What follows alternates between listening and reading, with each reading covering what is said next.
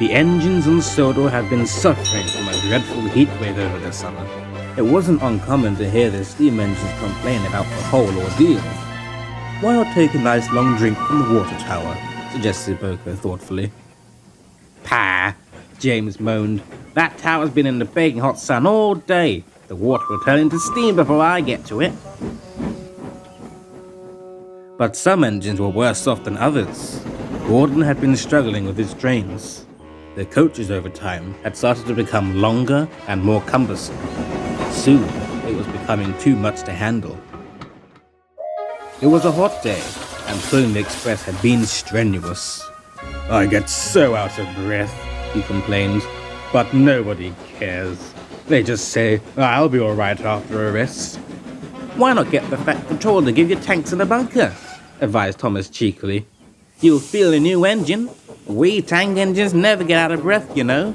Gordon didn't have the strength to reply. He could only groan. The workmen tried to help Gordon, but they couldn't make him feel better. "You need to be overhauled, Gordon," they said. "It's time for your visit to the works." While Gordon was being serviced, Henry took over the duties for the express. He was delighted with his newfound position, but soon, one morning, Henry fell ill as well. The inspector spoke to the Fat Controller. "There isn't a spare engine other than Thomas," he said, "but he couldn't pull the train on his own." "Could Percy help him?" asked the Fat Controller. The inspector shook his head. "The two of them might manage with Duck, but they'll need another engine to take the train after them from halfway." Pondered the Fat Controller. "I'll schedule a diesel on the other railway to take it." And he left to make the arrangements. Soon the three tank engines were coupled together. Thomas closest to the coaches, Duck in the middle, and Percy leading the train.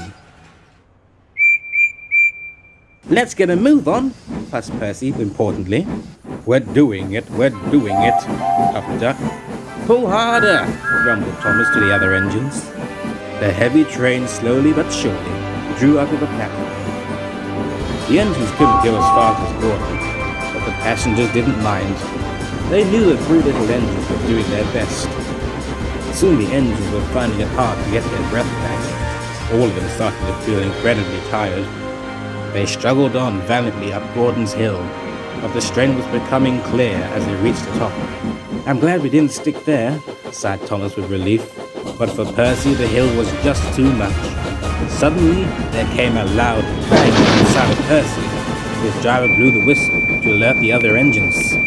The cavalcade crawled to a complete stop at the bottom of the hill.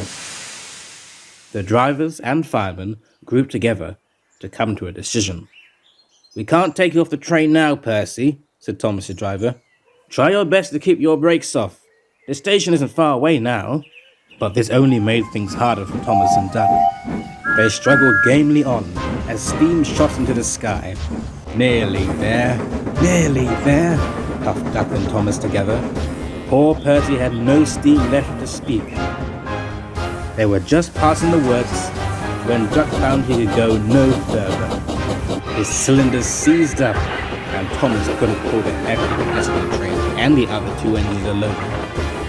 The engines were forced to come to a standstill, only a few hundred meters from the platform.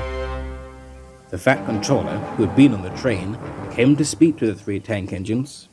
"Thomas, Percy, and Duck, you did very well to get so far," he congratulated. "Now all of you deserve a rest." Duck, Percy, and Thomas were uncoupled from the train, and Diesel 7101 took the train further on to the other railway. As the tank engines were moved into the works next to Gordon, the big engine looked at Thomas and smiled. He didn't need to say anything. Thomas knew exactly what he meant.